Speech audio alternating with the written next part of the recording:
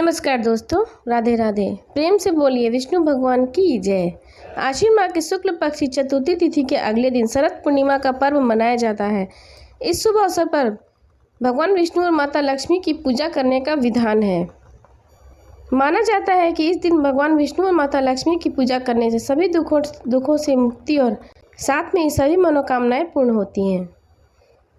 पंचांग के अनुसार आश्विन माह की पूर्णिमा तिथि 16 अक्टूबर को रात्रि 8:40 पर शुरू होगी। वही इस तिथि का समापन अगले दिन 17 अक्टूबर को शाम 4:55 पर होगा। ऐसे में शरद पूर्णिमा का पर्व 16 अक्टूबर को मनाया जाएगा और इसके चंद्रोदय का समय 5:05 पर रहेगा।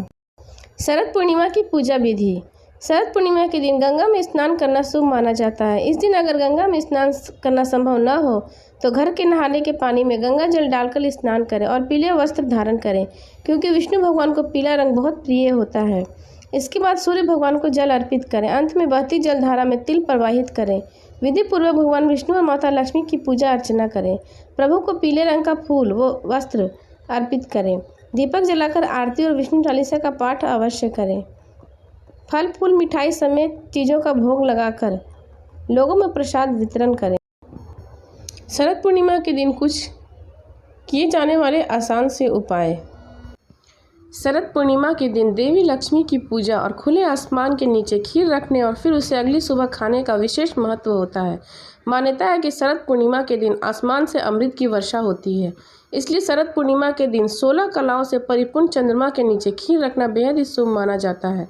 इस बार शरद पूर्णिमा पर चंद्र ग्रहण का साया होगा। ऐसे में चंद्र ग्रहण का सूतक शुरू होने से पहले पूजा पाठ जरूर कर लें। ग्रहण की समाप्ति के बाद मंत्रों का जाप करें और दान पुण्य करें। शरद पूर्णिमा पर चंद्र ग्रहण रहेगा, इसलिए ग्रहण की समाप्ति के बाद ही खीर बनाना ज़्यादा शुभ रहता है। ऐसी मान्यता है कि ग्रहण के दौरान ना तो खाना बनाना चाहिए और ना ही खाना खाना चाहिए। ग्रहण के दौरान खाने की सभी चीज़ों में तुलसी के पत्ते जरूर डालें।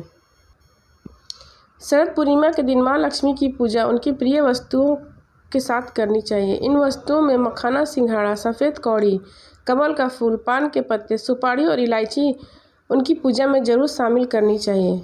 इस दिन माँ लक्ष्मी को पान चढ़ाने के हम सभी को मीठा पान जरूर खाना चाहिए। ऐसा करने से माता लक्ष्मी प्रसन्न होती है और घर में धन की वृद्धि होती है। सफ़ेद कौड़ियों के उपाय। माँ लक्ष्मी की प्रिय वस्तुओं में एक मानी जाती है सफ़ेद कौड़ियाँ। शरद पूर्णिमा की रात को सफ़ेद कौड़ियों को खेलना बहुत ही शुभ माना जाता है, इसलिए शुभ शगुन के लिए शरद पूर्णिमा की रात सफ़ेद कौड़ियाँ अवश्य खेलनी चाहिए। माँ लक्ष्मी को पान बेहद प्रिय होता है, इसलिए उनकी पूजा में पान का पत्ता जरूर रखना चाहिए। शरद पूर्णिमा के दिन माँ लक्ष्मी की पूजा में पान जरूर रखें और बाद में पान प्रसाद के रूप में घर के सभी लोगों के बीच बांट दें। मान्यता है कि पान का यह उपाय आपके घर में धन से भर देता है। केसर के खीर का भोग। शरद पूर्णिमा की रात को अमृत की वर्षा होती है, इसलिए रात को कुछ घंटों के लिए चंद्रमा की रोशनी में केसर की खीर रखें।